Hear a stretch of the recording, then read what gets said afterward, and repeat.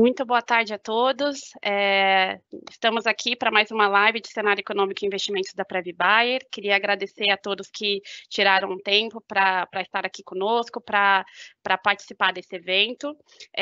Hoje nós vamos ter, além da parte de cenário econômico e investimentos que a gente sempre traz para os nossos participantes, a gente vai ter aqui, então, a participação da Aditus também, nossa consultoria de investimentos, trazendo um pouquinho sobre a Previ Bayer, os resultados da Previ Bayer, um pouquinho sobre a nossa política de investimentos, o que a gente tem programado para, né, até o final desse ano e também pensando já na política de investimentos de 2024. Depois a gente traz a XP, o Guilherme Anversa, falando um pouquinho sobre cenário econômico e investimento com vocês. Alguns combinados para a gente ter um evento que seja mais proveitoso para todos. O chat está liberado para todo mundo que for participar. Queria pedir para que vocês concentrassem no chat as perguntas relacionadas a investimento apenas, e perguntas que sejam sobre outros temas, eu vou deixar no chat os canais de contato da Previ Bayer, nosso e-mail, nosso 0800, e a gente pode atender e tirar essas dúvidas através desses canais. Vocês já podem começar a fazer essas perguntas desde agora, ou durante o evento, a qualquer momento que vocês sintam necessidade. Tá bom? Então, queria começar agora convidando o Guilherme Benites, que trabalha na Aditus, e vai começar trazendo para a gente um pouquinho sobre cenário econômico. Na verdade, vai falar um pouquinho sobre Previ Bayer e sobre o que a gente tem programado para 2024. Guilherme? Muito obrigado, Ellen. Bom, em primeiro lugar, essa é a primeira vez que eu estou aqui com vocês, né? Então, um prazer.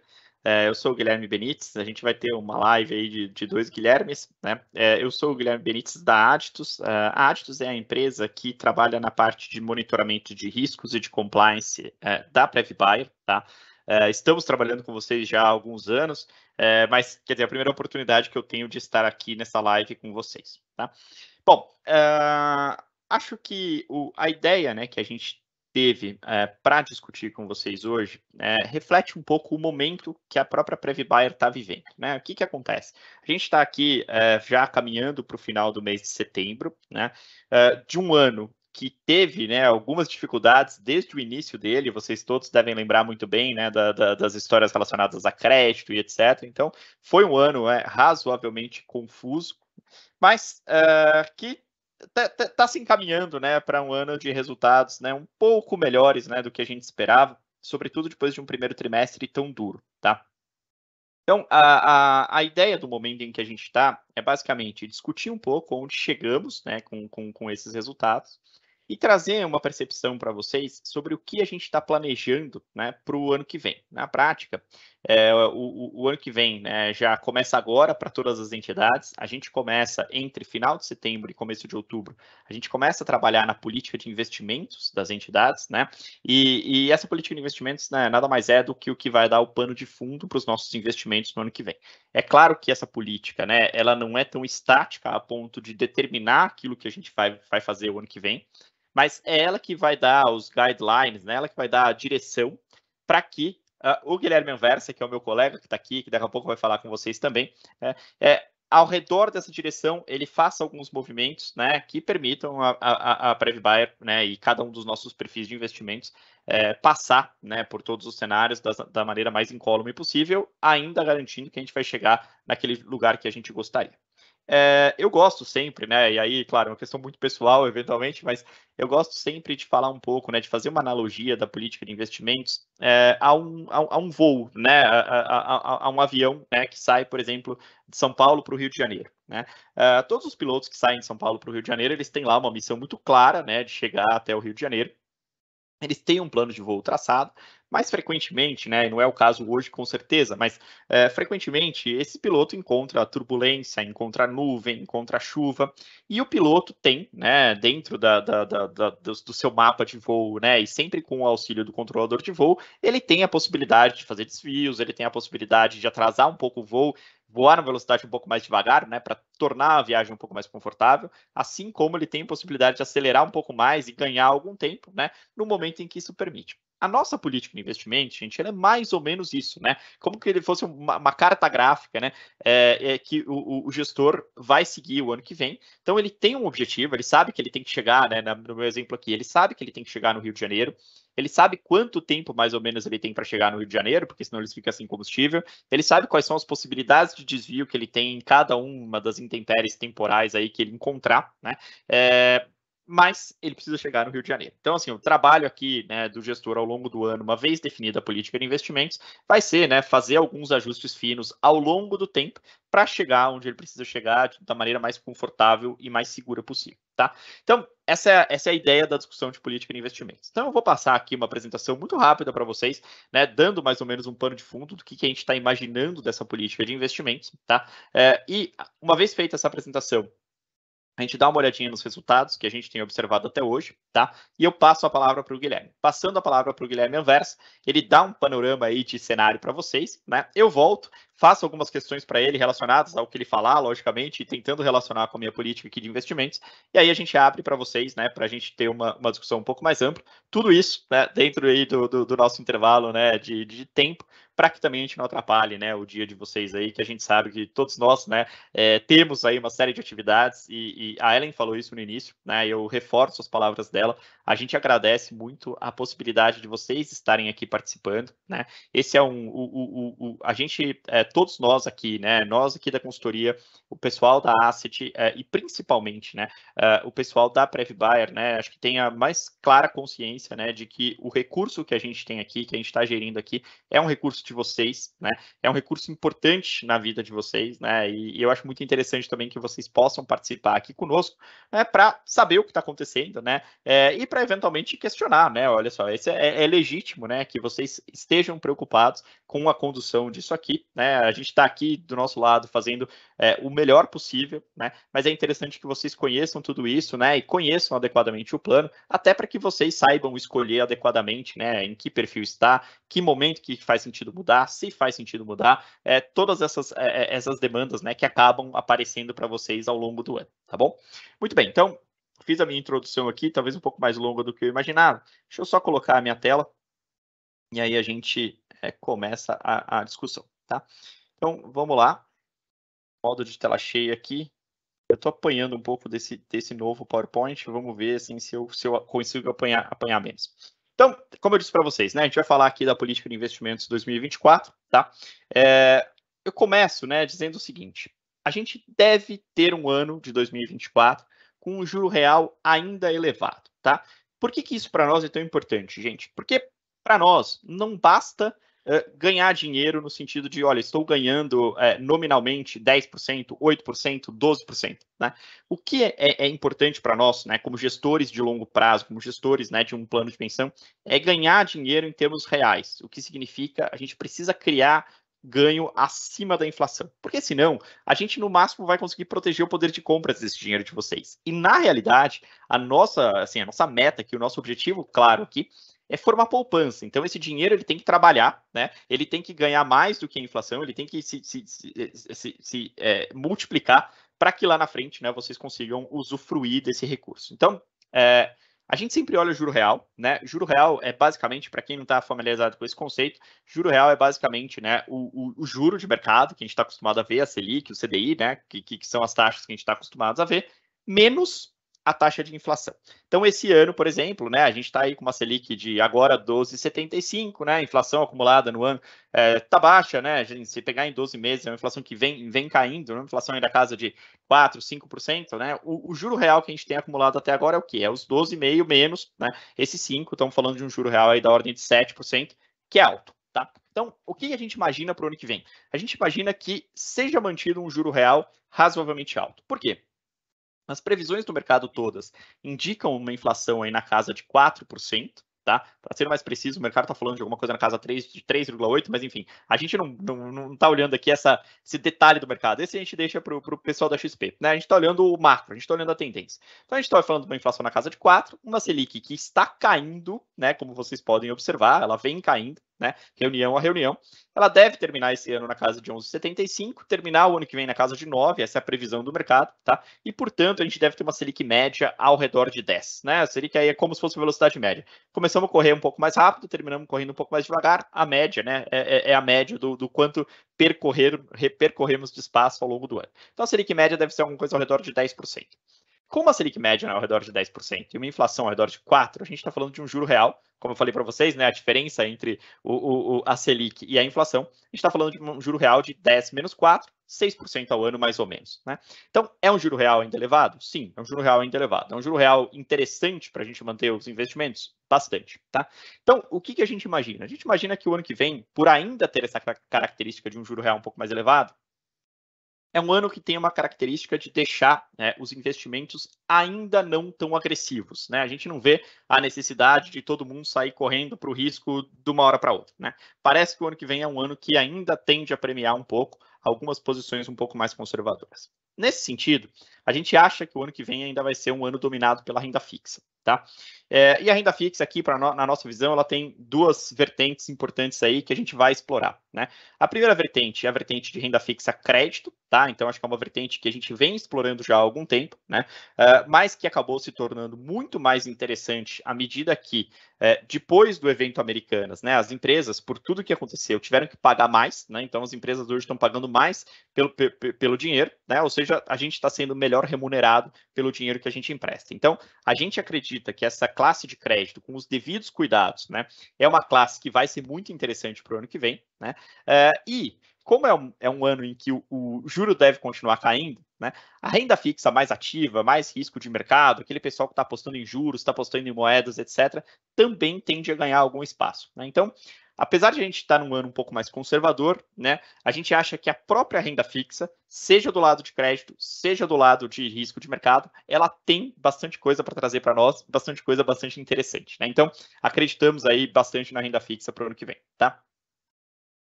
Sem deixar de olhar, né, porque aqui a nossa obrigação é olhar para o longo prazo, sem deixar de olhar a renda variável. A gente continua tendo dinheiro alocado em renda variável? Sim, continua tendo dinheiro alocado em renda variável. Tá? Na nossa visão, gente, aí acho que vocês devem estar olhando isso, né, com bastante cuidado. O que acontece? A renda variável no Brasil, ela é dominada por dois fatores principais, né? A questão de fundamento, né? Então, se o PIB está subindo, se as empresas estão crescendo, etc., isso lógico. Né? Mas a renda variável no Brasil, ela responde muito a fluxo, tá? Então, a gente acredita nas duas coisas para o ano que vem, né? E majoritariamente, a nossa percepção para o ano que vem, sobretudo um ano em que a gente consolida essa queda de juros aqui no Brasil, é apostar um pouco mais na renda variável doméstica. Né? Então, talvez a gente tenha, não por ficar muito, por ser muito mais fácil, ou porque com certeza vai ser muito melhor, mas talvez a gente tenha muito mais controle, né, sobre o que está acontecendo aqui dentro. Né? Hoje a gente tem muita dúvida sobre Estados Unidos, né? Basta ver o dia de hoje. Estados Unidos ontem se mexeu lá, teve um comunicado do Fed que o mercado leu meio torto, hoje a bolsa está despencando. Né? Muita gente com dúvidas sobre China, né? Então, quando a gente pensa naqueles macro temas de mercado, talvez eles não sejam tão favoráveis no ano que vem. Agora, que o juro vai cair aqui dentro no ano que vem, vai cair. Então, por que não a gente se posicionar mais em empresas, né, que surfem melhor esse movimento aqui interno do que um movimento mais externo, tá? Então, a gente continua alocado em renda variável, mas a gente imagina, né, fazer uma certa rotação da carteira, né, para uma renda variável, digamos, um pouco mais relacionada ao mercado local, tá? Bom, esse ano também a gente teve aí, ao longo do ano inteiro, a gente alocou bastante em multimercado, né? Essa é uma posição que sempre foi importante na nossa alocação aqui. Infelizmente, né, esses gestores aqui não tiveram uma performance boa, né? E acho que o Guilherme vai falar um pouco melhor do que eu sobre isso. Esses gestores ficaram devendo performance, tá? Acho que foi uma pena. A gente continua acreditando que essa é uma classe que traz uma diversificação interessante para o ano que vem, mas, né, por conta dessa performance mais baixa nos últimos 1 ano e meio, praticamente, a gente tende, né, a segurar um pouco, né, tirar um pouco o pé do acelerador nessa classe. Tá? E por fim, né, tem a classe no exterior. Acabei de falar para vocês, né, que Estados Unidos tem um monte de dúvida, China tem um monte de dúvida. Perfeito. A vantagem, gente, é que no exterior a gente tem um universo inteiro para alocar, né? Então a gente fica olhando aqui no Brasil, a gente tem, sei lá, meia dúzia de classes de ativos viáveis, né? No exterior a gente tem 300, né? Então a gente acha que o exterior continua tendo um papel interessante na nossa carteira, mas o cuidado que a gente vai ter é tentar olhar o exterior não como uma coisa só, olhar o exterior como várias coisinhas, né? Então, assim, ao invés de eu falar exterior, vamos pensar, por exemplo, em crédito no exterior, né?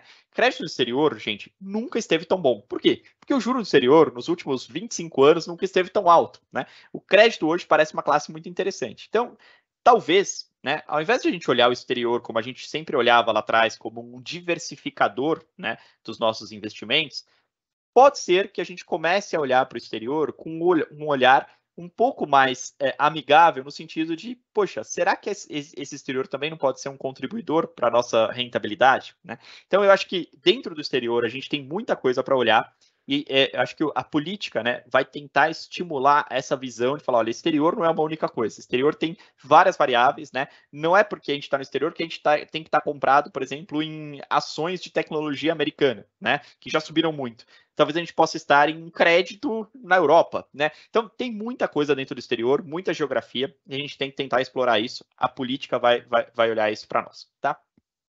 Então, grosso modo, né, a gente tende a entrar um ano um pouco mais conservador, sem deixar, né, de diversificar. Eu acho que isso a gente nunca vai fazer, acho que não é prudente deixar de diversificar, mas dentro das diversificações que a gente está acostumado a fazer, sempre fazer um ou outro ajuste fino, tá?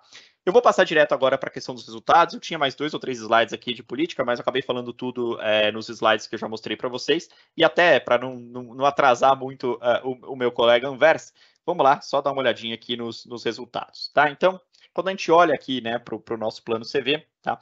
A gente vê que esse ano, né, é um ano que não tem sido simples quando a gente compara, né, os retornos com os benchmarks. Por que não tem sido simples, né? Não tem sido simples porque o começo do ano foi muito duro, né? O começo do ano foi muito duro de todas as maneiras, né? A gente teve um evento de crédito muito intenso, né?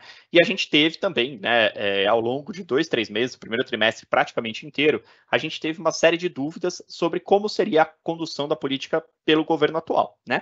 Quando o governo botou as cartas na mesa, falou, vamos fazer isso, sim, ok, o mercado entendeu, vamos seguir adiante, né? Mas o primeiro trimestre ainda tem sido um primeiro trimestre que atrapalha a nossa performance, né, de curto prazo. Tanto que quando a gente olha para mais longo prazo, a gente já está muito mais próximo dos benchmarks, né? Mas olhar janelas é sempre um pouco ingrato, porque as janelas atuais, elas sempre contaminam as janelas lá para trás. Então, vocês veem que esse ano é um ano que está um pouco complicado. Em termos nominais, a gente espera que seja um ano muito bom. Em termos reais, a gente espera que seja um ano espetacular, uma vez que a inflação desse ano está super controlada, tá? Mas é um ano em que os benchmarks, né, correram bastante. Existe espaço para recuperar? Sim, existe espaço para recuperar, né? Sem dúvida. Se o Anversa não falar disso, essa é a minha primeira pergunta que eu vou fazer para ele, né? Então, não tem sido um ano simples até agora, tá? Mas, de novo, a gente não pode deixar um prazo muito curto contaminar, né, as nossas perspectivas de mais longo prazo. A gente vê que quando a gente estica os prazos aqui, a gente está muito mais perto dos benchmarks, né, e é isso que a gente pretende estar, né, e principalmente, né, garantir trazer retorno real para a gente. Esse é o mais importante que a gente tem para fazer aqui, tá? Então, aqui também, bom, acho que aqui não muda muito, né, digamos, em termos de resultados, né, a gente está vendo praticamente aí números muito semelhantes, né, então não preciso dizer tudo de novo, tá? E, por último, o Previlev, tá? Também muito alinhado com os números que a gente vê até agora, né? E claramente, né, aqui eu não trouxe o Previlev o tempo inteiro. Vocês veem que aqui os 36 meses, né, tá cravado com os benchmarks, né? Mesmo a gente tendo um começo de ano agora mais complicado, né? Aqui a gente ainda não tem 60 meses, né? Mas tudo bem, tá? Chegamos lá em breve, tá? Bom, com isso, né, gente, eu consegui fazer a minha parte que deveria durar 20 minutos, eu consegui fazê-la em simplesmente 18, até que foi bom, tá? Deixa eu derrubar a minha tela aqui. Aliás, não sei se eu já derrubei ou se eu não derrubei ela ainda. Pronto, derrubada está. E aí, com isso, né, o Anversa já aparece aí na tela para vocês, né? Xará, boa tarde. Vou deixar com você a apresentação, né, para a gente olhar um pouco mais para a questão do cenário, tá? E aí, tem alguns questionamentos aí para te fazer. Depois a gente abre para o pessoal para a gente conversar todo mundo, tá bom? Anversa, a palavra é sua. Legal, obrigado, Benítez. Então, vou tentar manter os 18 minutos aí do Benítez de apresentação. Então, a ideia é fazer essa parte agora com uma visão mais macro, trazer um pouco em números todas essas dúvidas que o Benítez comentou sobre China, Estados Unidos, Brasil. Tem vários assuntos aqui do cenário macroeconômico para a gente conversar. E a gente faz a segunda parte, um bate-papo, a ideia aqui é, como sempre, tirar todas as dúvidas possíveis aí que podem surgir no chat. Vou botar uma apresentação na tela, então preparamos aqui alguns slides para vocês. Acho que já deve estar na tela cheia aqui para vocês. A ideia é passar por esse cronograma, começar pela parte global, Brasil, e depois a gente entra na parte de perguntas e respostas. Começando sobre a parte de cenário global, vamos começar sobre a primeira dúvida levantada pelo Benítez, que é China, né? Como que o modus operandi do partido chinês tem afetado o crescimento econômico da China e do mundo. A ideia é falar sobre preço, tá? Tem uma classe de ativo que é a que é mais relevante no mundo, que é a taxa de juros nos Estados Unidos, tá? Essa semana, inclusive, foi uma semana muito importante. Ontem a gente teve a decisão da manutenção da taxa de juros nos Estados Unidos. O Brasil seguiu a sua trajetória de queda de juros. Então, tem todo esse contexto global que acaba afetando a nossa vida aqui de investimentos no Brasil. E aí a gente vai comentar o porquê que as expectativas de juros nos Estados Unidos elas estão subindo, e estão subindo de uma maneira bastante importante, tá? Apesar do Banco Central dos Estados Unidos não estar cortando nem subindo juros nesse exato momento, mas há uma expectativa de juros mais altos no longo prazo na economia americana. Então a ideia é contar um pouco para vocês do que está acontecendo com os juros americanos, tá? Então, obviamente, como sempre, vou tentar fugir do economês aqui nessa conversa com vocês, mas tem um assunto bastante relevante, que é um assunto que aparece menos nos jornais, né? Que é o que está acontecendo com o mercado de renda fixa lá fora.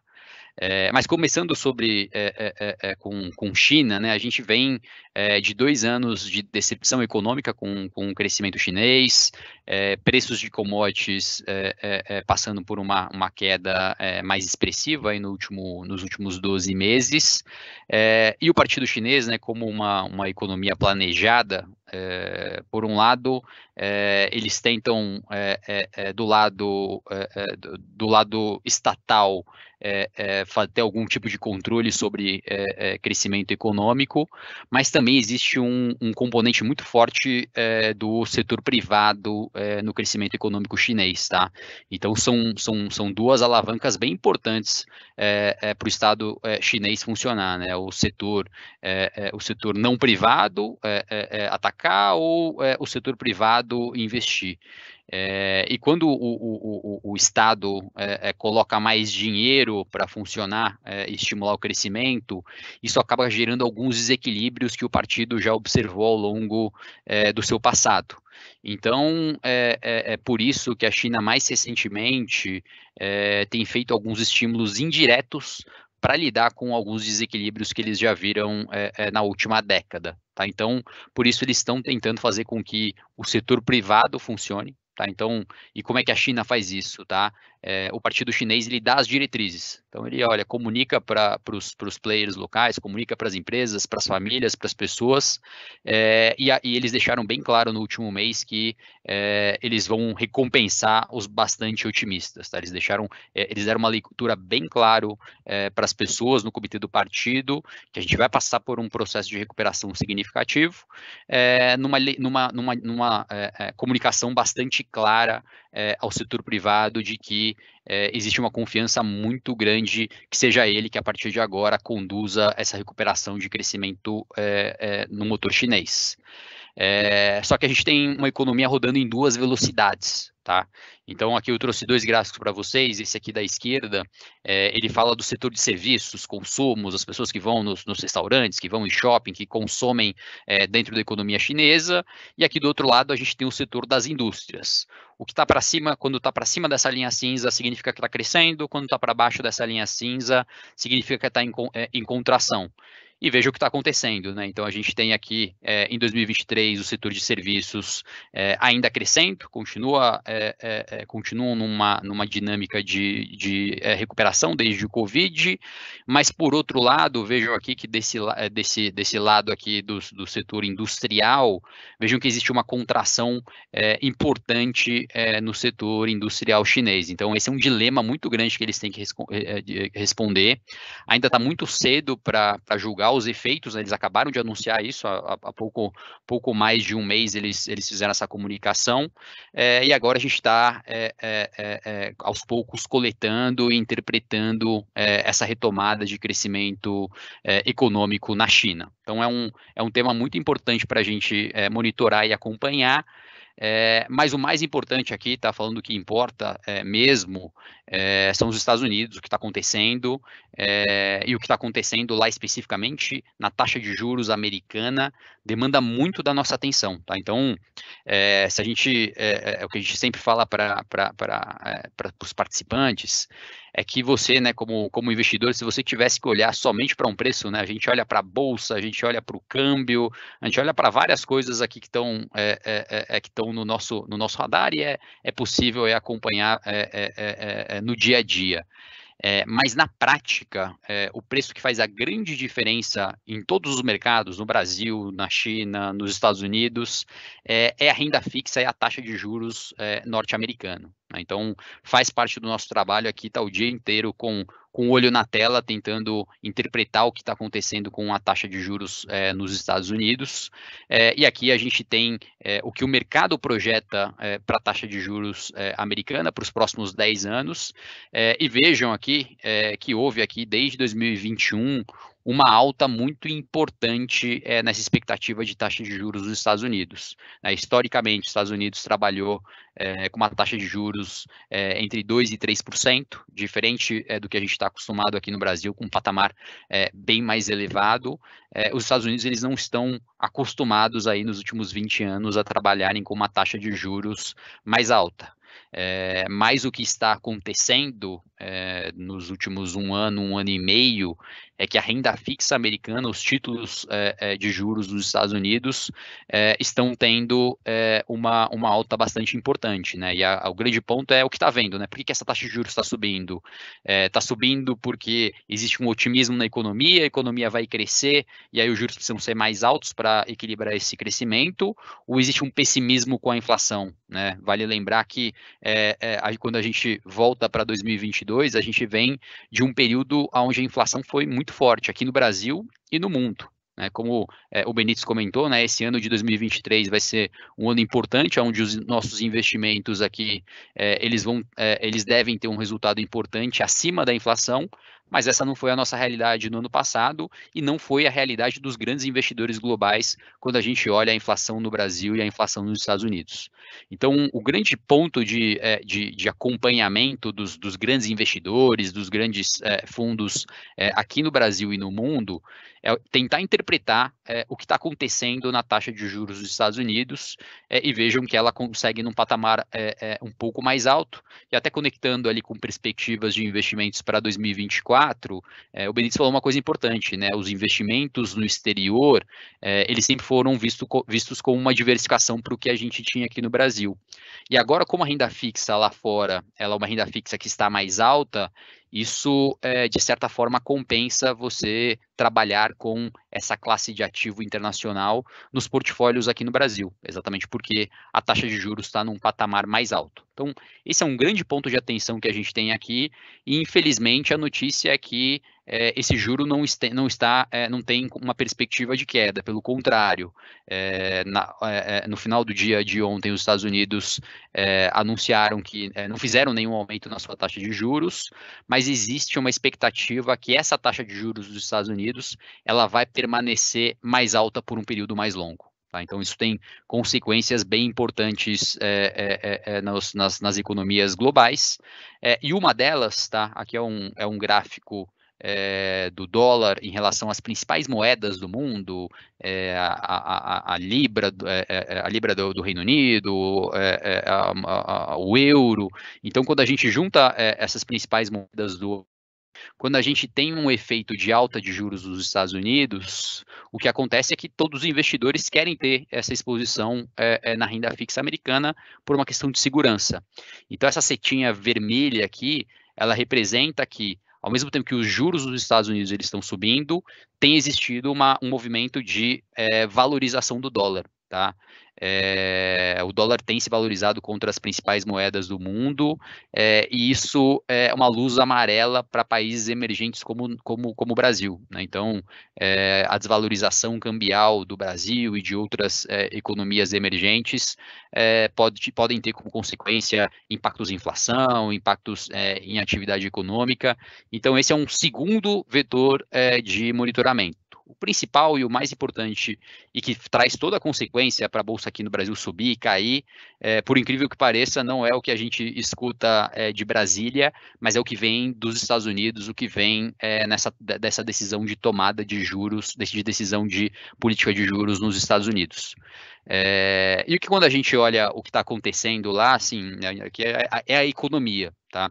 A expectativa no início do ano é de que haveria uma desaceleração importante no crescimento da economia americana, mas o que a gente está vendo até agora são dados que sugerem uma coisa um pouco diferente, né? Principalmente do lado da criação de empregos e na parte de salários. Então, o mercado e a economia americana tem passado por um processo ainda muito importante de criação de novos empregos, onde a taxa de desemprego americana permanece num patamar muito baixo.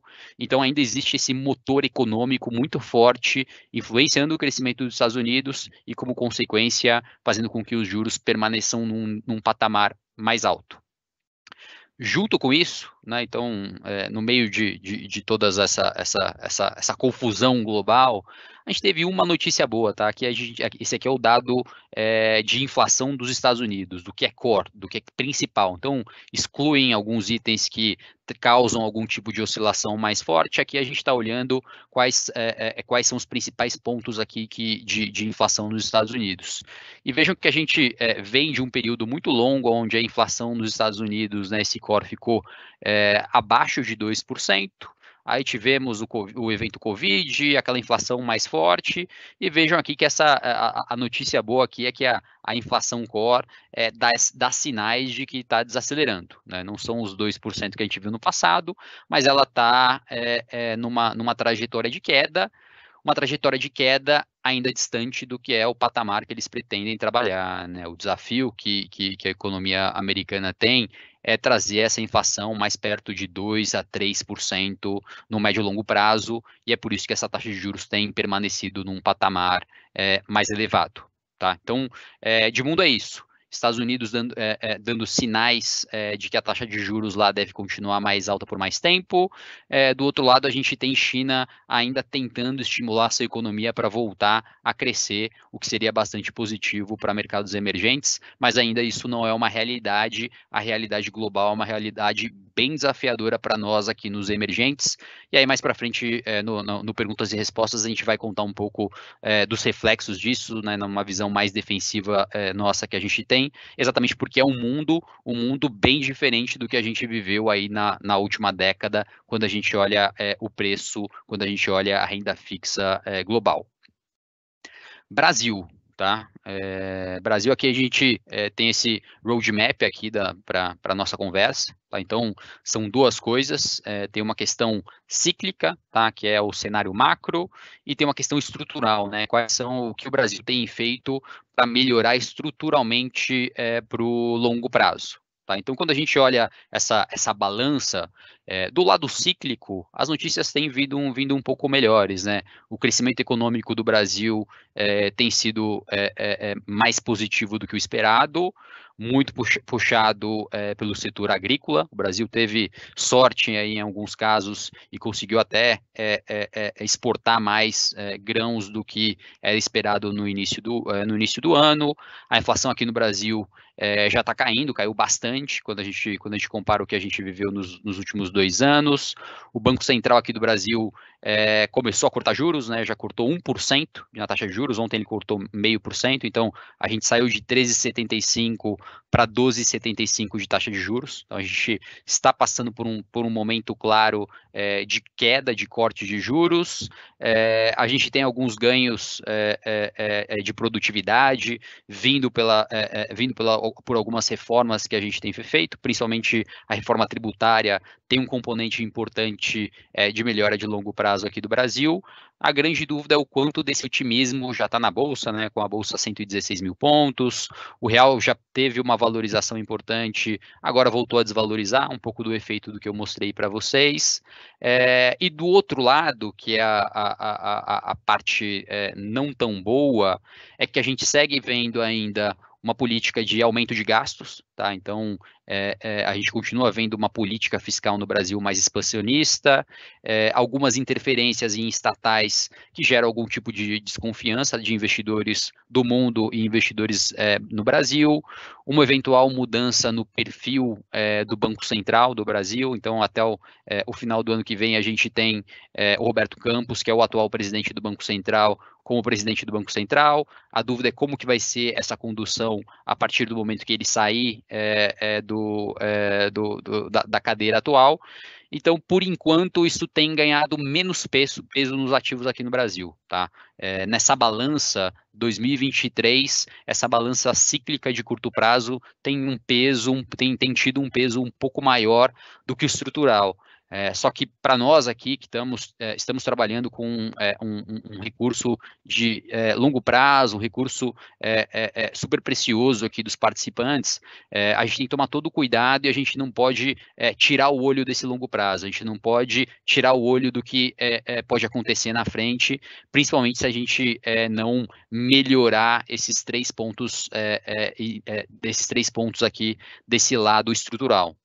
Onde, diferente do mundo que a gente está de olho na taxa de juros americana, aqui no Brasil a gente está muito mais preocupado, a gente dá muito mais peso a essa questão estrutural de longo prazo. Essa questão estrutural de longo prazo pode influenciar a gente ficar mais ou menos otimista com os nossos recursos, e está muito associado, né, esse estrutural não estar melhorando aqui no Brasil, está muito alinhado com esse juro real mais alto que o Benítez mostrou para vocês, com uma oportunidade de investimentos importante, um viés mais de trabalhar um pouco mais com renda fixa, exatamente para navegar esse cenário ainda de um patamar de juros mais altos, e um Brasil ainda que não fez o seu trabalho de realmente melhorar estruturalmente para o longo prazo, né? Então, quando a gente olha algumas coisas, né, a inflação aqui no Brasil já num patamar mais comportado, né? Quando a gente olha alguns núcleos, inflação de 6%, expectativa de 4,5% de inflação para esse ano. Então,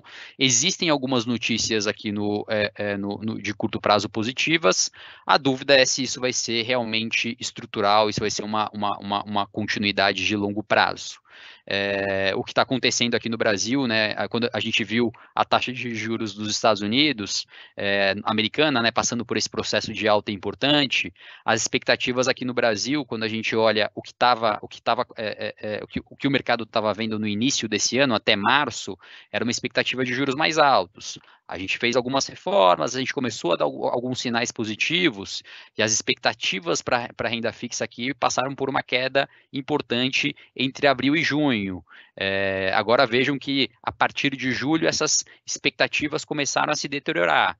Por 2 coisas. Primeiro, por essa questão dos Estados Unidos, que o juro está subindo lá, mas também por um Brasil que também parou de trazer novidades, um país que parou de trazer novidades e visões importantes estruturais para o país. Tá? Então, o que a gente tem observado aqui, e aqui são 2 lados, tá? Esse lado aqui esquerdo são os mercados de renda fixa ligados à inflação, e aqui é a taxa de juros, né? A taxa de juros nominal.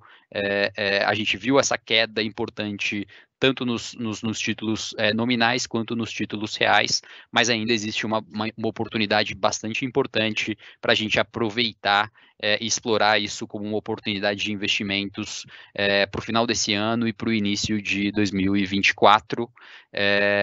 Tem toda a questão de crescimento aqui, tá? Então, o Brasil sim passou por esse 2023 de uma recuperação importante. 2024 ainda a gente tem bastante trabalho pela frente, a reforma tributária pode ter impactos importantes em crescimento, mas ainda a gente precisa desse vento macro global a nosso favor. o que a China está fazendo nos ajudar do ponto de vista de crescimento, os juros nos Estados Unidos permanecerem num patamar um pouco mais estável. Então a gente precisa de uma combinação de um mundo ok e um Brasil fazendo o seu dever de casa para a gente voltar a crescer. E aí, como no meio de tudo isso, né, a gente tem um ano onde a nossa bolsa aqui no Brasil tem passado por uma valorização importante, e a nossa leitura é de que os fatores macro foram importantes para esse movimento que a gente observou agora em 2023, né? O macro aqui no Brasil, toda essa questão cíclica é o que tem puxado aqui as expectativas de crescimento da bolsa, mas a gente ainda precisa de alguns pontos mais estruturais para a gente voltar a ver a bolsa aqui no Brasil se valorizar de uma maneira mais estrutural no longo prazo. Tá? Então, do lado macro, a coisa é positiva, a parte chata, mais uma vez, repetindo aqui, essa questão estrutural, né? Então, política fiscal, que são os gastos do governo, é o principal risco para os ativos aqui no Brasil, né? Se o Brasil caminhar numa dinâmica de gastar mais, não ter um compromisso fiscal, isso vai influenciar os ativos aqui no Brasil. A renda fixa, por mais que o Banco Central esteja cortando juros, as expectativas para a renda fixa vão fazer com que no futuro a gente tenha que subir juros novamente. Então a gente tem que monitorar bastante essa questão fiscal aqui no Brasil e política monetária para melhorar as expectativas, para realmente voltar a adicionar risco de uma maneira mais importante. Por enquanto, vendo o que a gente tem observado de mundo e somado essa questão estrutural de Brasil um pouco pior, isso tem demandado cautela dos nossos investimentos desde o início do ano, e por enquanto a gente segue com esse portfólio mais defensivo. A gente tem trabalhado em 2023 com menos risco, tomando todos os devidos cuidados, porque realmente é um ano bem complexo.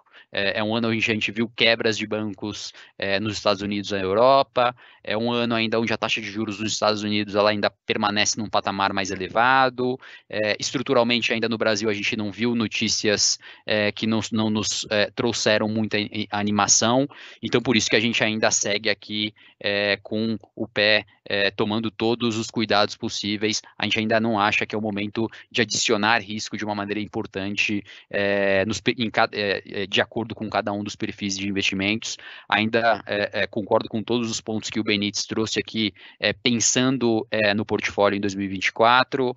É uma visão ainda de aproveitar esse juro real mais alto que a gente tem encontrado no mercado de renda fixa. É o momento ainda de aproveitar muito o que está acontecendo, o mercado de crédito privado. Ele trouxe algumas oportunidades para a gente, e vou contar um pouco para vocês mais à frente do que a gente está fazendo, mesmo em um ano onde a gente teve alguns soluços, a gente teve algumas notícias negativas no crédito, principalmente no primeiro trimestre do ano. Tá? Então, ainda é um ano onde a renda fixa no Brasil permanece bastante atrativa, e a renda fixa internacional, né, com essa taxa de juros mais alta, permanece agora, parece ser uma classe de ativo bastante interessante para a gente explorar. Tá? Então, para respeitar aqui os 18 minutos, acho que agora a ideia é aproveitar essa fase final aqui para a gente fazer um bate-papo aqui e ouvir todas as perguntas de vocês.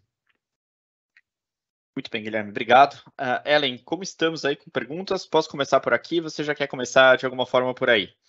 Não, acho que você pode começar. Posso começar? E aí a gente... Isso, por favor. Joia. Então, eu vou direto aqui. Acho que algumas das que eu pensei, você já até comentou, Guilherme, mas vou para uma que eu acho que é a pergunta que mais me intriga aí. A gente teve um primeiro trimestre, sobretudo, bastante complicado para crédito, né? E vem tendo um ano bastante complicado para multimercados. Você acha que esse pessoal se recupera, né? E se recupera dentro da janela do ano ainda, ou a gente tem que ter um pouquinho mais de paciência com eles? Vou separar em duas partes, para começar com o crédito privado. Crédito privado, mais uma vez, o primeiro trimestre foi bastante complicado, evento de lojas americanas, depois evento de Light, depois a gente teve alguns eventos menores de algumas companhias pedindo recuperação judicial. Isso trouxe um impacto importante, que foi a redução de liquidez, muitos dos investidores preocupados com o que estava acontecendo no mercado de crédito privado desinvestiram de renda fixa, saíram desses investimentos, e infelizmente esses investidores saíram no pior momento, né? A realidade é que de maio para cá a gente começa a ver uma recuperação bastante importante nesse mercado de crédito, e aqui é uma excelente notícia, tá? O fluxo já se estabilizou, então nos piores momentos ali, em março e abril, a gente viu um fluxo mensal de quase 20 bilhões de reais saindo dessa classe de ativo, e agora em agosto do mês passado a gente já viu 15 bilhões de reais de entrada nessa classe. Então, o primeiro ponto, inclusive, é que o fluxo se recuperou mais rápido do que eu imaginava. Tá? Eu imaginava que esse fluxo para crédito ele iria voltar mais para o final do ano, ali novembro, dezembro. E o lado bom é que os investidores estão aproveitando esse movimento onde os spreads de crédito, principalmente de empresas de boa qualidade, eles acabaram sendo uma boa oportunidade de investimentos. Então, a resposta para a primeira parte da sua pergunta é crédito, sim, tem se recuperado, e recuperado muito mais rápido do que a gente estava imaginando.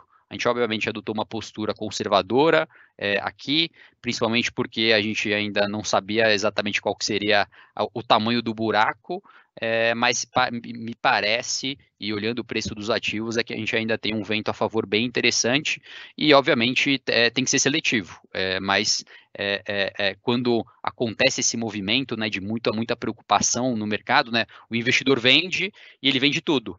E quando vende tudo, ele vende o que é ruim, mas ele vende também o que é bom. Então, o lado bom do crédito privado é isso. Como alguns investidores saíram e venderam o que é bom, existe o que o mercado chama de arbitragem, né? Empresas de boa qualidade, elas acabam tendo boas oportunidades de investimentos. Vamos para a má notícia, que são os multimercados.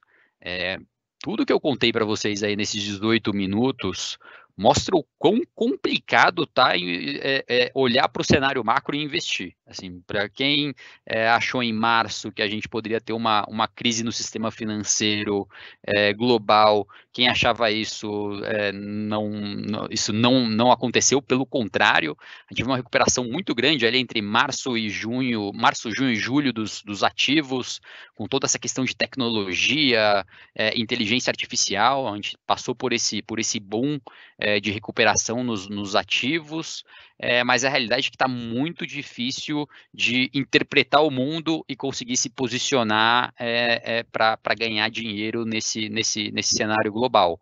No ano passado, 2022, foi um ano muito bom, onde havia uma tendência muito clara de alta de juros nas mais diferentes economias globais. Estados Unidos subiu juros, Reino Unido subiu juros, todas essas grandes economias subiram juros, e os multimercados foram muito importantes para a gente, porque exatamente eles conseguiram capturar essa tendência. 2023 é uma outra realidade, assim, as economias dão esses sinais de que é o momento de começar a cortar juros, porque a inflação começa a dar sinais de queda, mas a realidade é mais complexa, né? O Banco Central corta juros, mas a expectativa piora.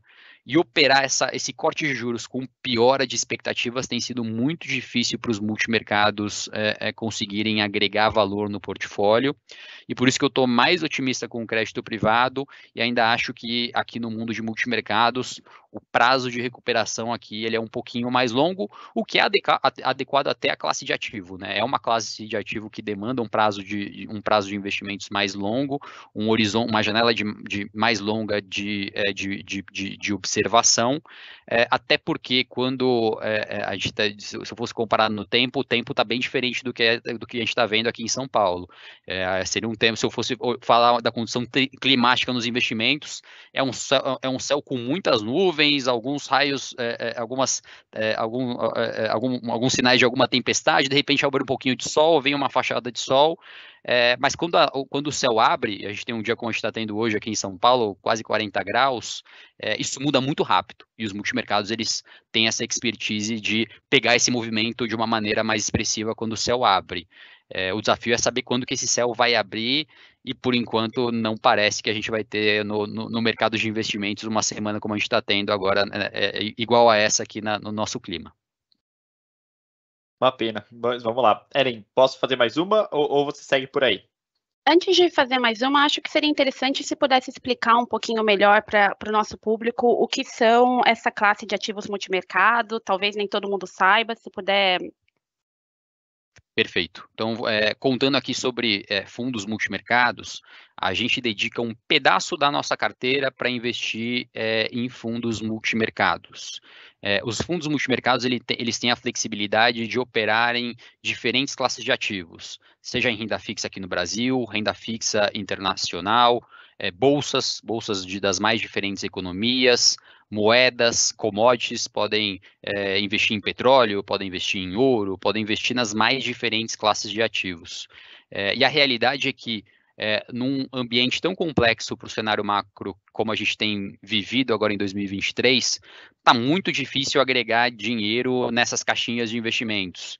Renda fixa aqui no Brasil está difícil, apesar do fechamento de juros, bolsas globais também bastante complexo, moedas também passando por uma oscilação bastante importante, e commodities a mesma coisa. Então, como essas 4 estratégias de investimentos, elas não apresentaram nenhuma tendência muito clara para nenhuma das direções, né, ou valorização ou desvalorização, como elas têm feito movimentos de zigue-zague, vão e voltam, para os fundos multimercados que a gente opera, e é um pouco para a indústria de fundos multimercados, como eles fazem, está muito difícil tentar acertar esse movimento de queda ou alta de juros, de valorização ou desvalorização do dólar, de alta ou queda das bolsas, de alta ou queda das commodities. Por isso que tem sido mais difícil para essa porção da nossa carteira gerar valor agora em 2023. Muito bom, obrigada. E aí, se eu puder novamente, você mencionou algumas vezes cenário macroeconômico, cenário macro. Acho que seria importante também a gente trazer aqui uma explicação um pouco mais, enfim, simplificar para o nosso pessoal o que é. Perfeito. Quando a gente fala de macro, a gente está falando de algumas determinantes bastante importantes aqui para a nossa vida. Quais são as duas mais importantes? Tá? Taxa de juros e inflação. Taxa de inflação. Então, quando a gente comenta aqui do macro do mundo, macro dos Estados Unidos, macro da China, macro aqui do Brasil, a gente está tentando determinar quais que vão ser as expectativas, né? Como que essas economias elas vão melhorar ou piorar, e qual que vai ser a consequência disso para a taxa de juros, qual que vai ser a consequência disso para a inflação no mundo. E por que isso é tão importante para investimentos?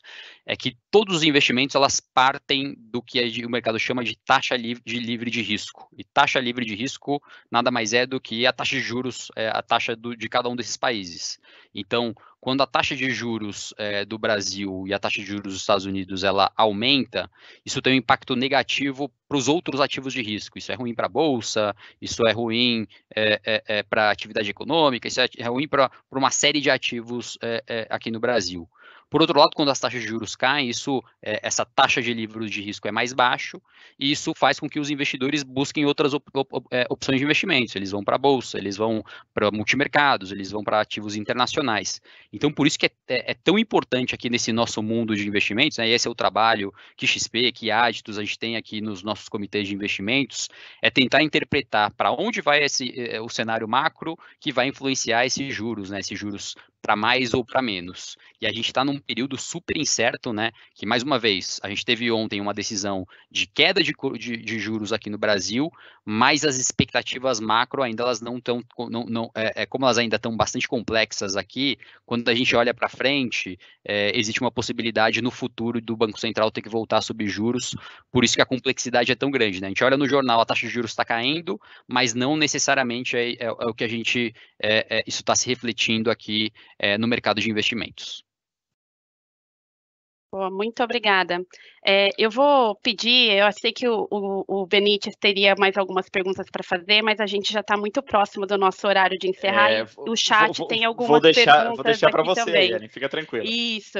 Então, eu vou pedir aqui ajuda para o Sidney, que é nosso analista de investimentos aqui na PreviBuyer. Ele está monitorando o chat e vai trazer para a gente algumas das perguntas que a gente recebeu nessa tarde. Bom, muito bem. Começando aqui com a Anversa. Anversa, uma das perguntas que nós recebemos aqui sobre o mercado interno, né, analisando as empresas locais. Você acha que as empresas de varejo vão recuperar seu valor? E, eventualmente, se tem algum outro setor que está aí no foco no próximo ano? Qual a sua visão, Anversa? Tá, vou começar pela parte mais difícil, que é o setor de varejo.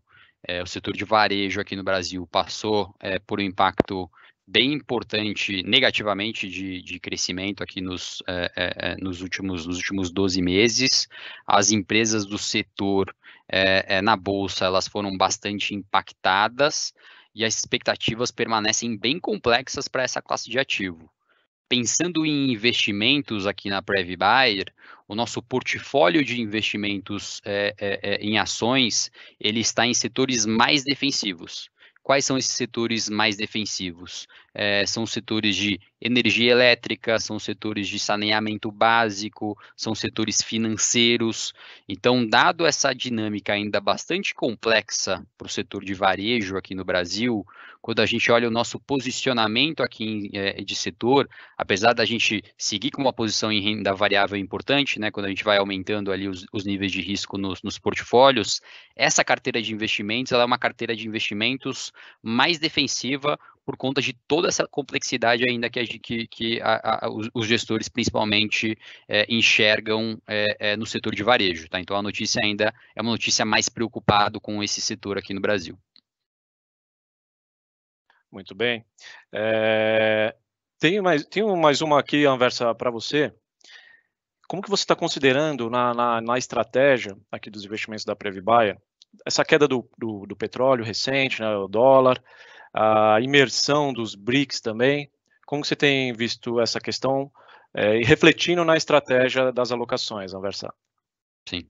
Aí eu vou falar por que está tão difícil investir, porque realmente o petróleo estava nessa dinâmica de queda, né? Teve uma queda bem importante aí nos últimos tempos, mas a realidade aqui no Brasil, assim, não vou entrar muito em detalhe, mas tem toda uma confusão global de Rússia e uma questão no diesel que tem jogado o petróleo para o outro lado. O petróleo nos últimos tempos tem se valorizado, né? Então o petróleo está na outra ponta que esteve num passado recente.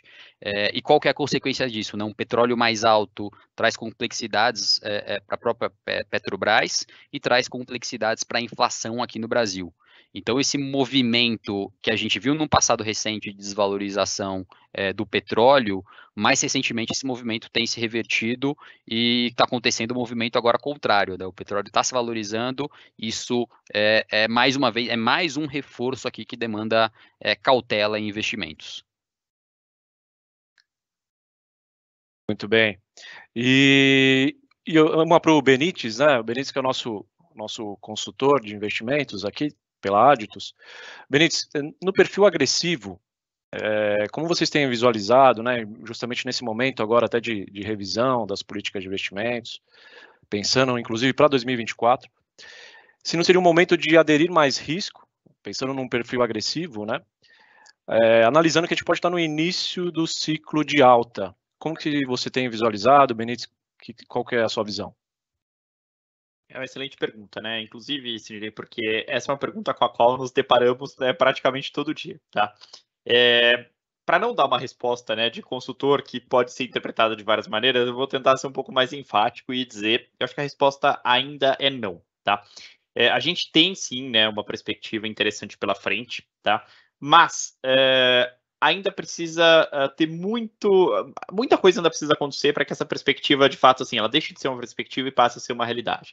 Então, Sidney, eu tendo a acreditar que hoje é mais prudente a gente montar uma política de investimentos sem forçar um grau de risco muito maior, mas dentro dessa política de investimentos, permitir que as alocações táticas cheguem a níveis muito maiores, né? E aí, se em maio do ano que vem a gente começa a ver os Estados Unidos mais equacionados, a situação aqui interna um pouco melhor, né? Selic mais baixa vai forçar investimento para renda variável, aí eu acho que a gente pode ficar um pouco mais tranquilo, tá? Mas começar o ano já com o pé embaixo, me parece que, assim, poxa, o horizonte parece estar melhorando, mas eu tenderia a não fazer isso por hora, né? A menos que daqui até o final do ano a gente veja uma melhora muito significativa aí nesses diversos fatores que o próprio Anversa colocou. Mas sendo bem honesto com vocês, né, isso não tá no radar, né, você vê, é só olhar a bolsa nos últimos tempos, eu não sei há quanto tempo a gente faz que a bolsa fica nesse patamar de 115, 120, né, agora vai, aí ela vai, agora não, aí ela volta para 115, e fica nisso, né, justamente porque o nível de incerteza ainda tá muito alto, né, e talvez a gente ainda esteja um pouco no princípio demais desse movimento, para a gente ter certeza de que esse movimento de fato está começando. Não, muito bom, Guilherme. Benítez, agora mais uma para o Anversa. Pensando em China, tá, Anversa? Dado que é um cenário aí de baixa, né, para o mercado chinês agora, como que isso pode refletir nas empresas de metalurgia no Brasil? E também, mesmo com a crise imobiliária na China, há algum otimismo ainda em relação à China, Anversa? Primeiro ponto, como existe toda uma dúvida sobre o crescimento no setor industrial chinês, isso tem um impacto direto no minério de ferro, apesar dele ter subido nos últimos dias, mas a gente segue tendo essa leitura de que é de um viés de baixa para o minério de ferro e, como consequência, um desafio maior aí para esse setor aqui no Brasil, por conta dessa dificuldade no crescimento chinês. E o segundo ponto da resposta ainda temos desafios muito grandes para a recuperação econômica da China. Nos parece que vai ser uma recuperação mais voltada para a economia interna, setores de tecnologia, toda essa questão de uma disputa tecnológica entre China e Estados Unidos. Nos parece que o motor de crescimento está muito mais nesse setor do que no setor de investimento em infraestrutura, no setor imobiliário. Aqui o desafio permanece e parece ser um desafio estrutural para a economia chinesa. Bom, muito bom. Pessoal, até em função do nosso tempo, né, nós recebemos aqui diversas perguntas, certamente todas serão respondidas, a gente vai continuar respondendo aqui no nosso chat, eventualmente também por e-mail, com os nossos canais de atendimento. Eu vou fazer mais uma pergunta para finalizarmos hoje a nossa live, e a gente vai ficar aqui à disposição de todos vocês, mas só em função do horário, vamos respeitar aí o horário de todos, nós faremos essa para finalizar, e na sequência responderemos a todos aí, e agradecemos a todos que puderam e contribuíram com essa live de hoje. Considerando, essa vai para o Anversa, tá, Anversa? Considerando que a reforma tributária não deixa claro ao mercado as alíquotas e o impacto que terá na renda das pessoas, podemos considerar um potencial impacto na inadimplência a longo prazo? Nesse caso, apostar no crédito não poderia ser perigoso a longo prazo? Aí eu vou, excelente pergunta, e aí eu vou reforçar um ponto que eu comentei alguns minutos atrás. Quando existe uma preocupação maior com o crédito, e aconteceu no passado recente, as pessoas venderam e venderam tudo de uma vez. E quando você vende tudo, você vende coisas boas e coisas ruins.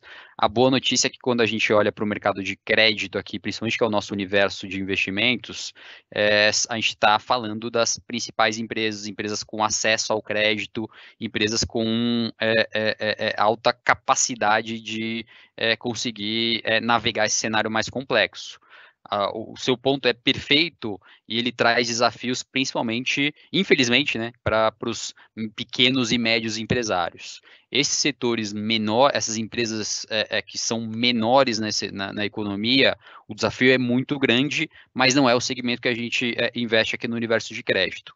Nosso segmento são segmento de companhias que estão em outra liga, que têm a capacidade muito grande de conseguir acesso ao mercado de crédito e conseguir se refinanciar.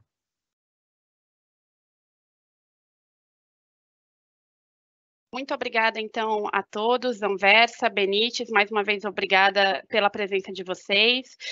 Queria agradecer também a todas as pessoas que participaram da nossa live. Esse evento foi gravado, vai estar disponível no nosso site e no nosso canal do YouTube a partir de amanhã. Obrigada a todos e até o próximo evento. Tchau. Obrigado, pessoal.